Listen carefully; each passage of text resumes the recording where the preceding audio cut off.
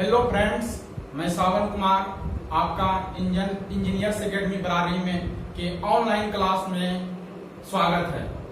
चलिए हम लोग देखते हैं आज अप्लाइड मैथमेटिक्स का इंट्रोडक्शन पार्ट। तो यहाँ पे हम लोग देखते हैं कि इसमें जो है जितना भी ब्रांच है सभी ब्रांच को थर्ड सेम के सभी ब्रांच को पढ़ना है अप्लाइड मैथमेटिक्स। यानी इसमें सिलेबस का कैसे बंटवारा किया गया है वो देखिए यहाँ पे कि आखिर इसमें कुछ डिफरेंस है क्या कि सब ब्रांच को टोटल चीज पढ़ना पड़ेगा सिलेबस में। नहीं, इसमें ब्रांच बाय ब्रांच जो है थोड़ा सा क्या किया गया है, इसमें बांटा गया है। तो इसमें आइए थोड़ा सा हम लोग इंट्रोडक्शन पार्ट में देखते हैं कि सिलेबस आपका क्या है। तो यहाँ देखिए सिविल और मैकेनिकल का कौन कौन सा पढ़ना है चैप्टर। तो इसमें आइए पहला हम लोग पढ़ेंगे इंटीग्रेशन चैप्टर, इंटीग्रेशन। उसके बाद हम लोग पढ़ेंगे डिफरेंशियल इक्वेशन, उसके बाद पढ़ेंगे प्रोबेबिलिटी डिस्ट्रीब्यूशन, उसके बाद पढ़ेंगे न्यूमेरिकल मेथड को। इसमें इंटीग्रेशन में इसके साथ एप्लीकेशन भी पढ़ेंगे हम लोग, जैसे यहाँ दिया गया है एप्लीकेशन, उसके साथ एप्लीकेशन पढ़ेंगे और डिफरेंशियल इक्वेशन है इसके साथ भी हम लोग एप्लीकेशन देखेंगे। तो बारी बारी से सब देखेंगे चैप्टर। उसके बाद एक चैप्टर आता है प्रोबेबिलिटी का डिस्ट्रीब्यूशन आता है। ये प्रोबेबिलिटी डिस्ट्रीब्यूशन होता है कि थोड़ा सा हम लोग जैसे फर्स्ट या सेकंड सेमेस्टर में बेसिक पढ़े थे उसी का थोड़ा स्टैंडर्ड फॉर्म में हम लोग पढ़ेंगे। उसके बाद ये न्यूमेरिकल मेथड में ये है कि जैसे पहले हम लोग पढ़े थे फर्स्ट या सेकंड सेमेस्टर में, ये वही चीज उतना ही पढ़ना है न्यूमेरिकल मेथड। और आइए अब इधर देखिए सेकंड कैटेगरी में जैसे बांटा गया है कंप्यूटर साइंस, इलेक्ट्रॉनिक्स, टेक्सटाइल और एग्रीकल्चर के लिए। इसमें देखिए इंटीग्रेशन इधर भी था ये ब्रांच वाले को भी और इधर भी इंटीग्रेशन है यहाँ पे। उसके बाद है डिफरेंशियल इक्वेशन इधर भी था और यहाँ पर भी है। उसके बाद है लेप्लास ट्रांसफॉर्मेशन और फोरियर सीरीज ये दोनों जो है ये इससे डिफरेंस है और ये नाम भी पहली बार सुनते होंगे ये दोनों यूनिट और बहुत इंपॉर्टेंस है इलेक्ट्रॉनिक्स इलेक्ट्रिकल के लिए। ये दोनों जो होता है यूनिट बहुत इंपॉर्टेंस है। उसके बाद जैसे न्यूमेरिकल मेथड हम लोग देख रहे हैं तो न्यूमेरिकल मेथड यहाँ भी है और यहाँ भी है, यानी दोनों को सेम ही पढ़ना पड़ेगा न्यूमेरिकल मेथड में। और आप देखिए थोड़ा सा देख लेते हैं कि इसका मार्क्स कैसे बंटवारा किया गया है। तो इंटीग्रेशन में जो आप है एप्लीकेशन के साथ 30 है। उसके बाद डिफरेंशियल इक्वेशन में जो है ये 18 है। उसके बाद प्रोबेबिलिटी डिस्ट्रीब्यूशन में 10 है। उसके बाद न्यूमेरिकल मेथड में 12 है। तो टोटल हम लोग कितना हो गया 70 मार्क्स का हम लोग पढ़ते हैं थ्योरी। उसके बाद यहाँ पे इंटीग्रेशन में तो 20 हो गया इसका, फिर ये डिफरेंशियल इक्वेशन में 15 है। उसके बाद लेप्लास ट्रांसफॉर्मेशन में 14 है और फोरियर सीरीज में 7 है और न्यूमेरिकल मेथड में भी 14 मार्क्स है, यानी टोटल कितना है 70 मार्क्स है। इधर भी है और इधर भी है। अब इसमें से होता है कि सर कौन सा बुक अच्छा होगा, तो इसमें देखिए एक झुनझुन वाला का आता है बुक, वो आपके लिए बेहतर होगा। नहीं तो फिलहाल आप इंटीग्रेशन और डिफरेंशियल इक्वेशन के लिए आप केसी सिन्हा या एनसीईआरटी बुक 12 का यूज कर सकते हैं, यह भी यूज कर सकते हैं एनसीईआरटी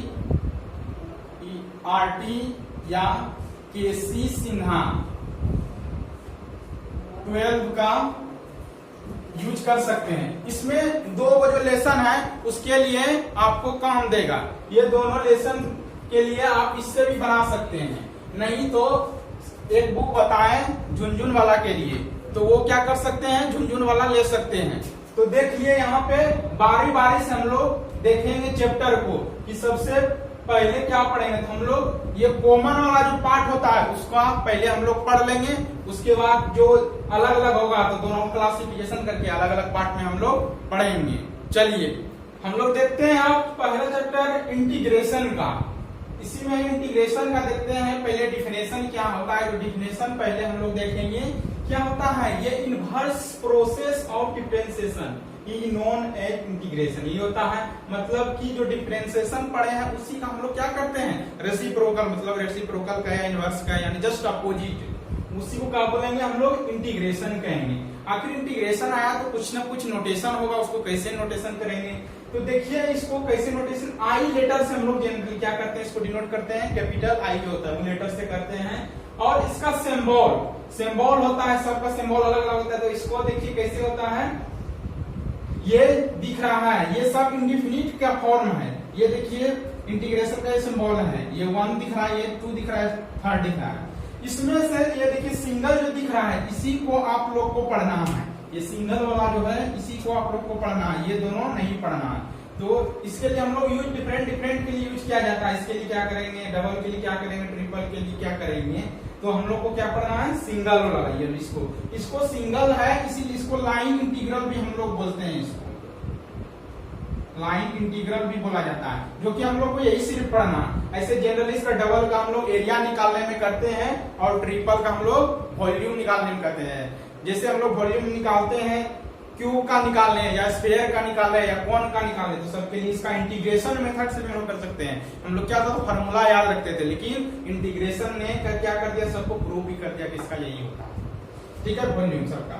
अब ये सबसे पहले इसमें आता है, 2 भाग में बांटा गया है इंटीग्रेशन का। तो इंटीग्रेशन का जब हम लोग देखते हैं 2 भाग में, तो पहला होता है इंडिफिनिट और दूसरा होता है डिफिनिट। ठीक है, तो इंडिफिनिट जो होता है उसमें कुछ हम लोग लिमिट नहीं लगाते हैं, और ये क्या देता है, ये परफेक्ट वैल्यू नहीं देता है। यहाँ क्या होता है, गिव्स नॉट परफेक्ट वैल्यू, मतलब कि क्या होगा, उसके साथ कांस्टेंट रहेगा तो परफेक्ट नहीं देगा।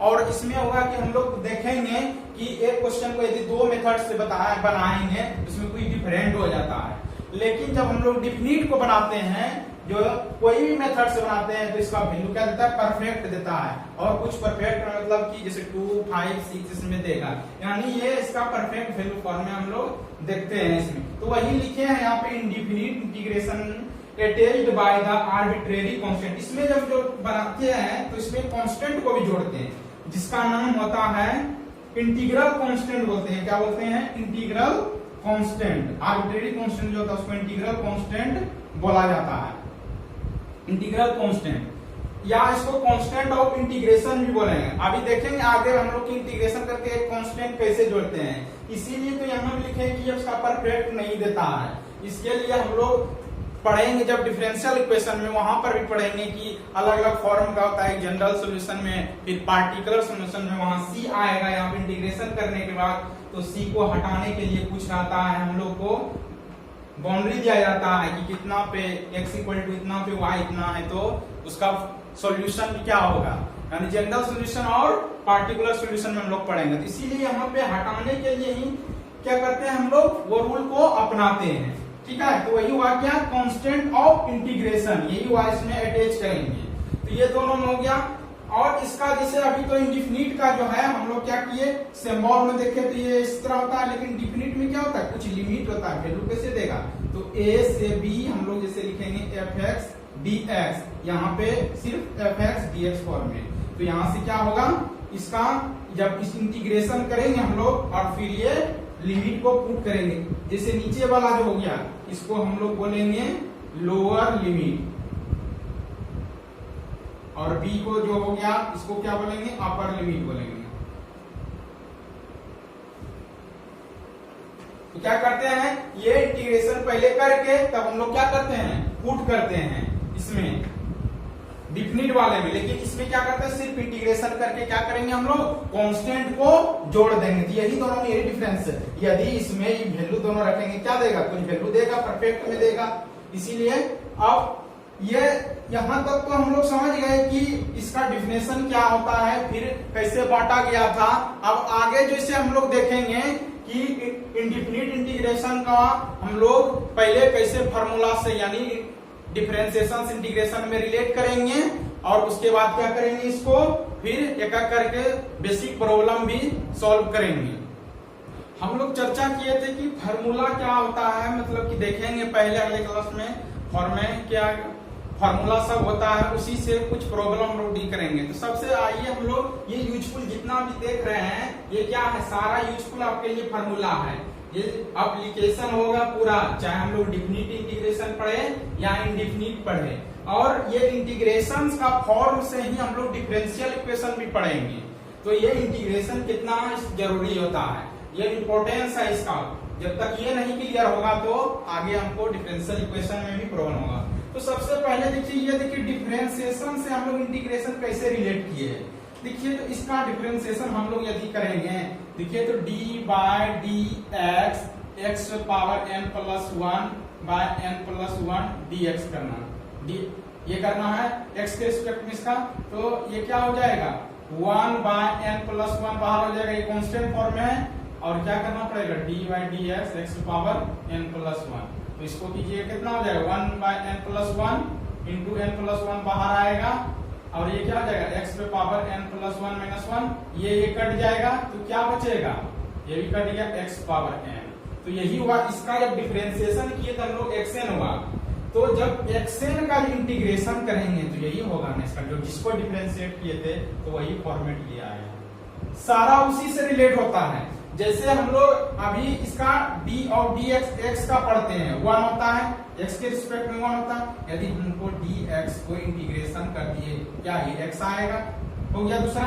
उसी तरह एक्सपोनेंशियल फंक्शन है, एक्सपोनेंशियल फंक्शन का होता है डिफरेंशिएशन और इंटीग्रेशन सेम ही होता है। e पे पावर x हो गया और e पे पावर x को जो करेंगे तो क्या हो जाएगा e पे पावर x ही हो जाएगा यहाँ पे। इसमें थोड़ा सा यहाँ पे देखिए x power n dx x power n plus 1 l plus 1 plus c लिखे हैं, ठीक है, तो कांस्टेंट हो गया यही। इसी को हम लोग बोलते हैं इंटीग्रल कांस्टेंट। ये सभी में जोड़ा जाता है,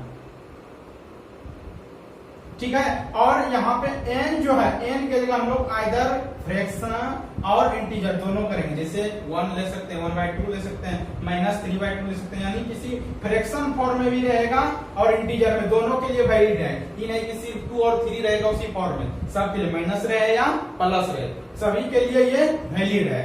तो इसमें हम लोग यहाँ पे ये तो हो गया, इसका सबसे बेसिक फॉर्मूला यही था। अब यहाँ हम लोग एक्सपोनेंशियल और लॉगरिथमिक फंक्शन में देख रहे थे। तो एक्सपोनेंशियल का क्या होता है e पावर x डिफरेंशिएशन, और उसको जब हम लोग क्या करेंगे इंटीग्रेशन करेंगे तो क्या हो जाएगा e पावर x होगा। सबके साथ c अटैच क्या हुआ है, हम लिखे नहीं है, इसमें समझना है कि सबके साथ क्या है एक कांस्टेंट जुड़ा हुआ है। अब यहाँ पे log x का जब हम लोग करेंगे बेस e, log x का डिफरेंशिएशन करेंगे बेस e के, तो 1/x होगा और 1/x को इंटीग्रेशन करेंगे क्या होगा log x होगा। उसके बाद साइन x का क्या होता है डिफरेंशिएशन cos x, और cos x का जब क्या करेंगे इंटीग्रेशन करेंगे क्या हो जाएगा sin x होगा। उसी तरह cos x का डिफरेंशिएशन माइनस sin x होता है, तो sin x dx को करेंगे तो माइनस cos x हो जाएगा उसका इंटीग्रेशन। उसके बाद tan x है, तो tan x का क्या होता है sec स्क्वायर x होता है, और sec स्क्वायर को इंटीग्रेशन करेंगे तो क्या हो जाएगा tan x हो जाएगा। ये 6वां। 7 नंबर में देखिए क्या है cot x dy dx cot x का माइनस cosec स्क्वायर x होता है, और cosec स्क्वायर x को जब इंटीग्रेशन करेंगे तो माइनस cot x होगा। उसी तरह sec x into tan x होता है, अब जब इसको इंटीग्रेशन करेंगे क्या होगा sec x होगा। अब उसी तरह cosec x का क्या होता है cosec x इंटू cot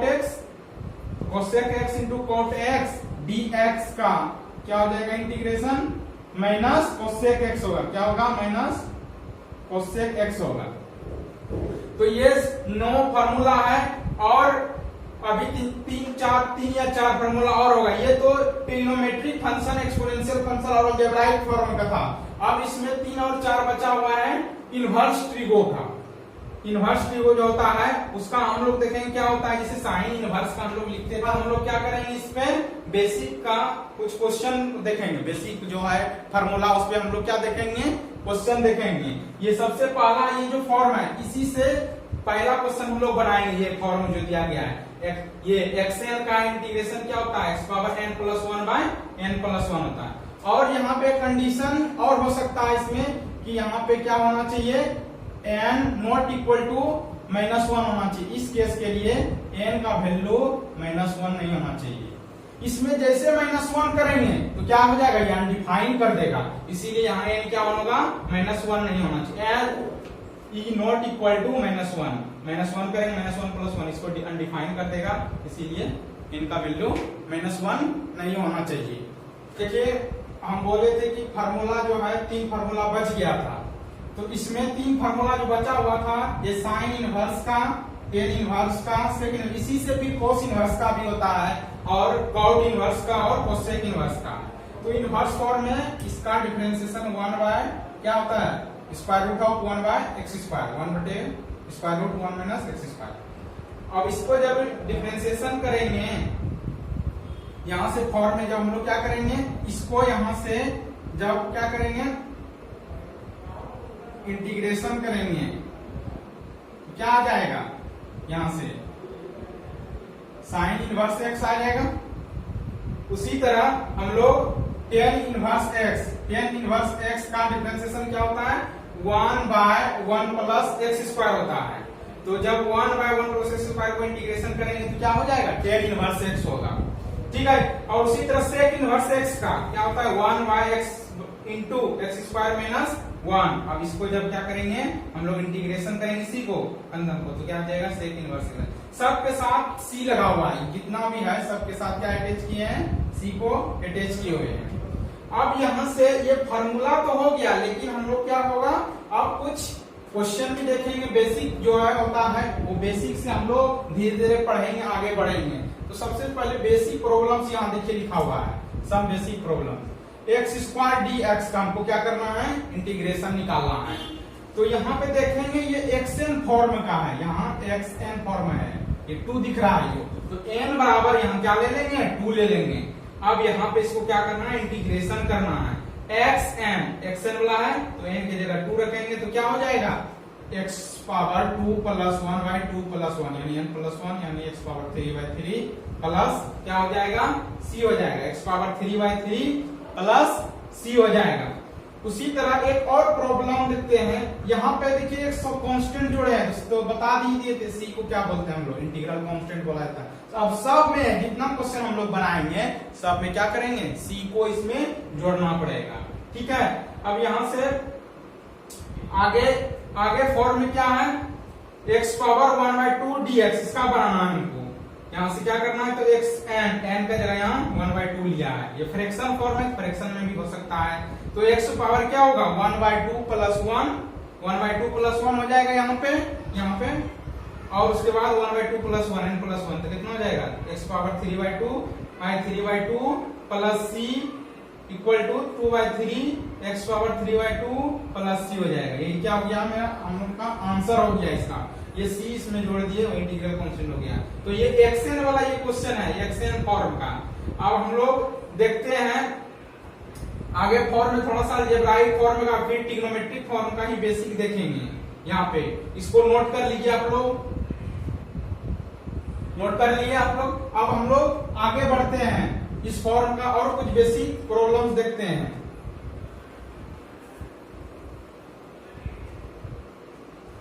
जैसे हम लोग को इंटीग्रेशन करना है किसका root x plus 1 by root x का स्क्वायर dx करना है, ठीक है। ये अलजेब्राइक फॉर्म में है तो इसका अलजेब्राइक फॉर्म में क्या करेंगे पहले तोड़ देंगे इसको, पहले इसको क्या करेंगे तोड़ेंगे तब उसके बाद क्या करेंगे इसको इंटीग्रेट करेंगे। यहां से इसको पहले हम लोग क्या कर लेंगे तोड़ लेंगे। तो यहां से क्या हो जाएगा सॉल्यूशन लिखेंगे i equal to a plus B का होल स्क्वायर, ये क्वेश्चन है इसको उतार देंगे। क्या हुआ a प्लस बी का होल स्क्वायर पे क्या करेंगे इसको तोड़ देंगे तो कितना हो जाएगा स्क्वायर प्लस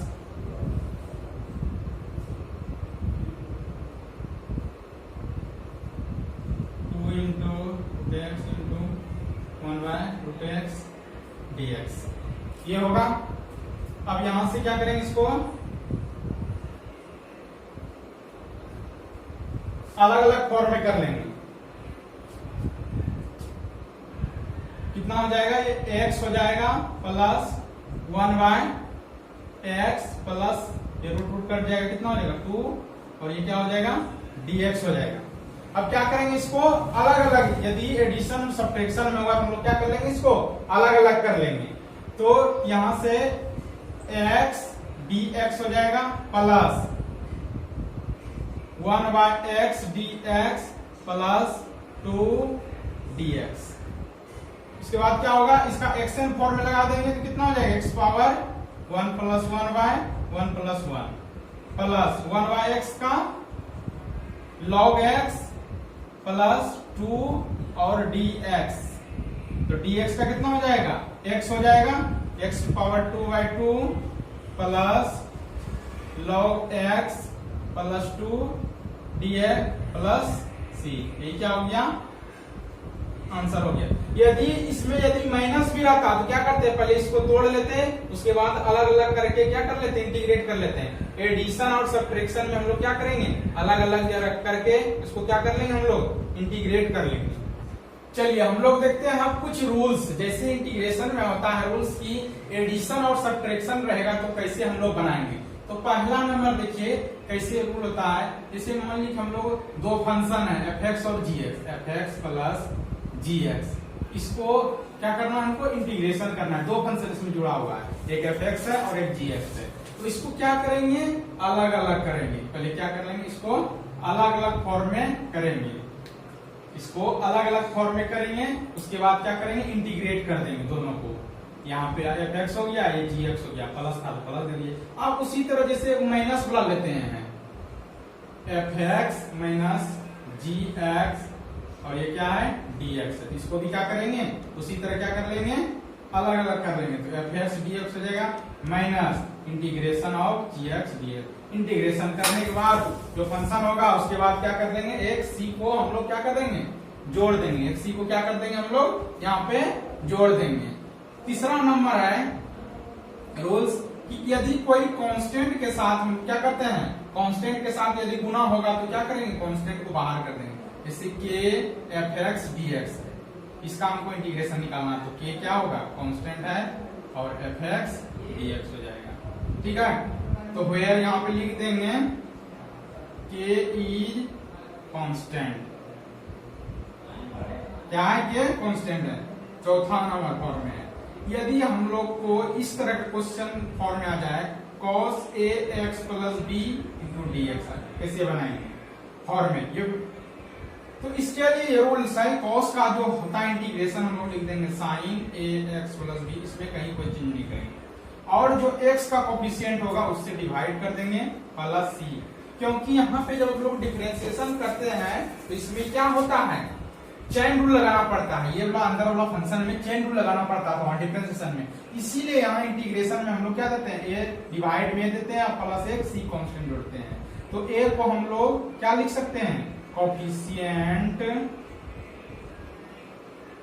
ऑफ x। मान लीजिए कि हम x का कोफिशिएंट निगेटिव भी रहता है यहाँ a की जगह, तो हम लोग क्या लेते हैं, a की जगह यहाँ निगेटिव लेते हैं, -2 था तो यहाँ -2 लेते हैं। इसी तरह यहाँ फॉर्म में क्या करेंगे, लिखेंगे, चाहे कॉस रहे या सेक स्क्वायर करे, किसी का कोई फॉर्म का हम लोग इंटीग्रेशन बनाएंगे तो यहाँ कोफिशिएंट से डिवाइड कर लेंगे, तो ये कोफिशिएंट ऑफ x हो गया ये। अब इस पे देखिए कि प्रॉब्लम हम लोग एक देख रहे हैं, प्रॉब्लम इस पे जैसे है √x प्लस 1 बाय √x का स्क्वायर, उसमें हम लोग ये रूल्स नहीं देखे थे, प्रॉब्लम नहीं लेते। अब यहाँ से आसानी होगा समझने में कि इस रूल्स को देखिएगा और यहाँ से प्रॉब्लम देखिए कैसे सॉल्व होता है। तो ये √x प्लस 1 बाय √x का स्क्वायर dx बनाएंगे तो प्लस इसको क्या कर लेंगे, प्लस b का होल स्क्वायर पे तोड़ लेंगे। तोड़ने के बाद क्या होगा, ये बचेगा फंक्शन इतना, तो इसको अलग अलग करेंगे। अभी जोड़ में है तो क्या करेंगे, सबको अलग अलग कर लेंगे। उसके बाद क्या करेंगे, इंटीग्रेशन, यहाँ देखिए 2 आया है कांस्टेंट, तो 2 को बाहर कर देंगे ये, और उसके बाद क्या करेंगे, इंटीग्रेशन x dx का 1 बाय x dx का हो जाएगा, और फिर क्या करेंगे 2 इंटू dx का हो जाएगा। तो क्या हो जाएगा, ये x स्क्वायर बाय 2 और log x का 1, ये सॉरी 1 बाय x का log x ये है, और ये 2 और dx का x, और ये प्लस एक c कांस्टेंट जोड़ दिए। तो ये क्या हो गया, ये एडिशन फॉर्म का हो गया। जैसे हम लोग एक एग्जांपल और लेते हैं, एक एग्जांपल और लेते हैं,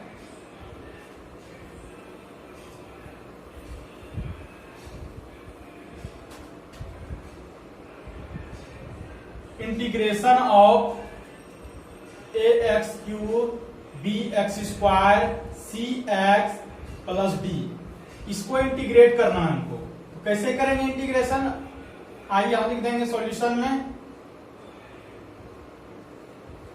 तो यहाँ पे अभी तुरंत सिखाए हैं क्या करेंगे, इसको अलग अलग करना है। तो a x cube d x हो जाएगा plus B x square d x plus c x d x plus D into d x.